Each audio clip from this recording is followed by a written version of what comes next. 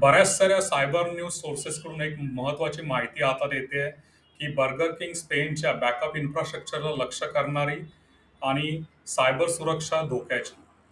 Long night नावाचा एक cyber hacker burger king स्पेनच्या SICBS बॅकअप प्रणालीचा रिमोट कोड एक्झिक्युशन RC प्रवेश $4,000 मध्ये विकत असल्याची एक डार्क वेबवर विकत असल्याची बातमी आलेली आहे.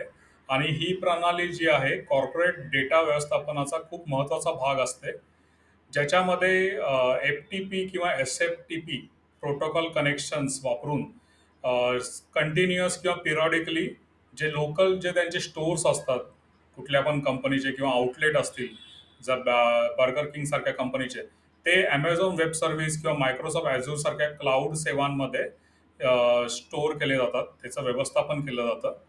आणि या काही गोष्टींमध्ये काहीतरी गॅप मिळाला असेल, ज्याच्या असुरक्षिततेचा फायदा घेऊन सायबर हल्लेखोरांनी ही एक बॅकअप प्रक्रियेदरम्यान कसं आपण त्याला रिमोटली ॲक्सेस करू शकतो, ही प्रणाली विकसित करून ती प्रणाली आता तो विकायला बघत आहे. तर क्रॅकन लॅब नावाच्या एका कंपनीने त्यांच्या अनालिसिसनुसार सांगितलं आहे की 2.6 2.6 टेराबाइट्स सेन्सिटिव्ह इन्फॉर्मेशन ह्याच्यामुळे रिस्कमध्ये आहे. ही कधी पण लीक होऊ शकते आणि ह्याच्यामध्ये खूप मोठा सायबर गुन्हा, सायबर सुरक्षेला धोका निर्माण होऊ शकतो.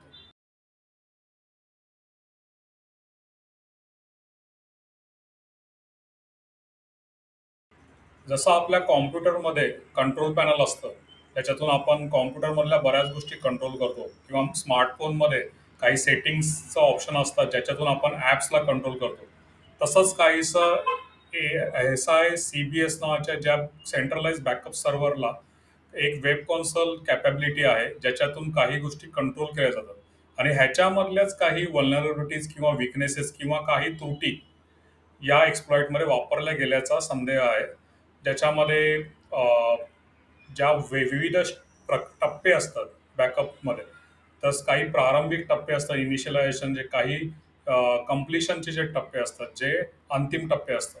तर ह्याच्यामध्येच काहीतरी विकनेस फाइंड करून त्याच्यामध्ये मालिशियस कोड इंजेक्ट करून त्यांनी हे काहीतरी एक ऑपरेशन बनवलेलं आहे, ज्याच्यामुळे ह्या सर्व्हरचा डेटा हॅक केला जाऊ शकतो. आणि ही प्रणाली ते विकायचा प्रयत्न करत आहेत डार्क वेबमध्ये.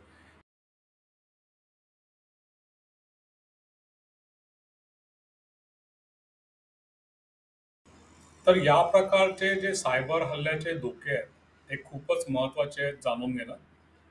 जसा डेटा गळतीचा धोका आहे, ज्याच्यामध्ये आपण ज्याला डेटा ब्रीच म्हणतो, की तुमची जी गुप्त माहिती आहे कंपनीची, ती किंवा कर्मचाऱ्यांचे जे तपशील आहेत किंवा काही अंतर्गत दस्तावेज आहेत, तुमच्या काही रेसिपीज आहेत, ज्या जगाला माहिती नाहीत, किंवा जेव्हा तुमचे कस्टमर तुमच्याकडे येतात, त्यांची काही माहिती तुम्ही घेत असाल, तर ह्या सगळ्या माहिती लीक होऊ शकतात. ह्या प्रकारचा डेटा गळती होऊ शकते.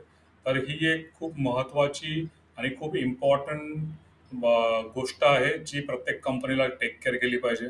त्याच्यानंतर रॅन्समवेअर अटॅक. रॅन्समवेअर म्हणजे तुमचा जो डेटा आहे, त्याला एन्क्रिप्ट केलं जाऊ शकतं एखाद्या हॅकरकडून, आणि त्याचं डिक्रिप्शन कीसाठी तुमच्याकडे फिरवती मागितली जाऊ शकते, तुमच्याकडे खंडणी मागितली जाऊ शकते. तर त्याला रॅन्सम असं म्हटलं जातं. आणि त्याच्या व्यतिरिक्त तुमचा डेटा कोणीतरी कॉपी करून तो डार्क वेबवर विकू शकतो. तर हे तर खूपच महत्त्वाचं आहे की रॅन्समवेअर अटॅक कसे प्रिव्हेंट व्हायला पाहिजे. त्याच्यानंतर तुमचं जे ऑपरेशन्स आहे, तुमचं जे रेग्युलर जे तुम्ही काम करता आहात ऑर्गनायझेशन म्हणून, तर त्याच्या प्रणालीवर काही दुष्परिणाम होऊ शकतात, जर या अशा बॅकअप प्रणाली थांबल्या. आणि जर तुमचा डेटा पुनर्प्राप्ती जर तुमच्याकडून होऊ शकली नाही, तर तुमचं कार्य देखील थांबू शकतं, तुमची अवेलेबिलिटी थांबू शकते. त्याच्यानंतर तुमचं जे स्टॉक मार्केटमध्ये व्हॅल्यू असते किंवा तुमची मार्केटमध्ये जी क्रेडिबिलिटी आहे, जे तुमचं प्रतिमा आहे, ते त्याच्यावर तुमचा परिणाम परिणाम होऊ शकतो. आणि जसं युरोपमध्ये GDPR कम्प्लायन्सची खूप इम्पॉर्टन्स आहे. जर तुमचा समजा डेटा तुमच्या वीक सायबर सिक्युरिटीमध्ये डेटा लीक झाला, तर तुमच्यावर काही पेनल्टीज देखील गव्हर्नमेंटकडून टाकल्या जाऊ शकतात. तर हे सगळ्या ज्या गोष्टी आहेत, ह्या एखाद्या ऑर्गनायझेशनसाठी खूप महत्त्वाच्या आहेत. आणि आता जशी ही नवीन जी प्रणाली जी डेव्हलप केलेली आहे हॅकरकडून, तर मला वाटतं ह्या सगळ्या गोष्टी ज्या आहेत, ह्या प्रकारचे सायबर धोके किंवा सायबर हल्ले होऊ शकतात ऑर्गनायझेशनवर.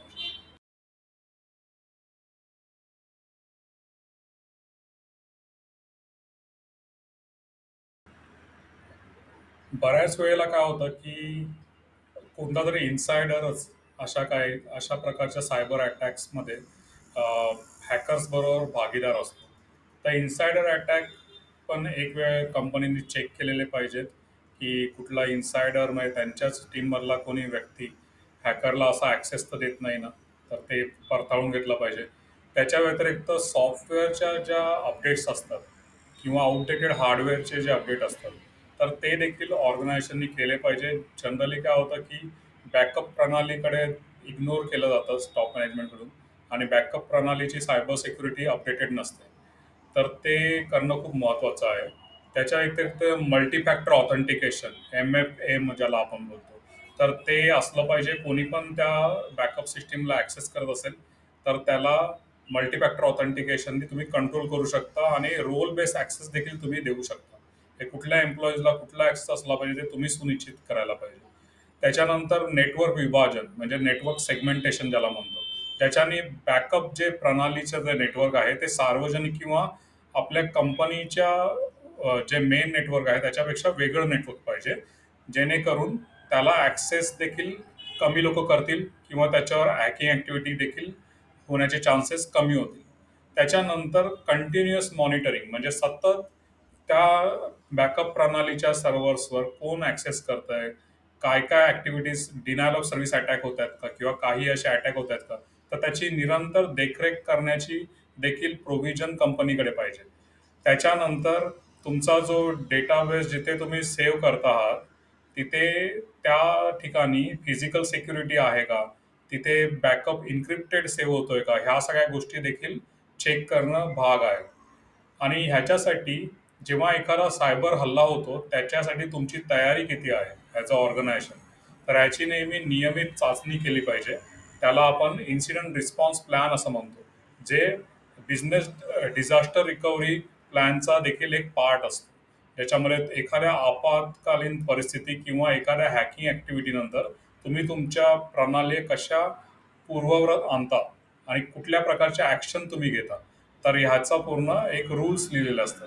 तर हे सगळं ऑर्गनायझेशननी केलं तर मला वाटतं की कुठल्या पण ऑर्गनायझेशनसाठी जर ती MSME असेल किंवा कुठली मोठी ऑर्गनायझेशन, तर त्यांना एक लो रिस्क एन्व्हायरमेंट ते बनवतात ज्याच्यामध्ये हॅकिंग होणं खूप कठीण आहे किंवा हॅकिंगपासून रिकवर होणं खूप सोपं आहे.